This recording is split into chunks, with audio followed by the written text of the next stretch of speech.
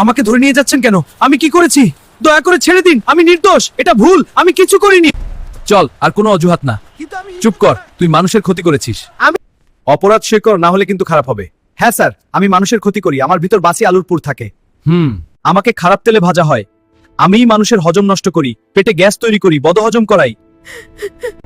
আমি কিছু করিনি, আমি নির্দোষ।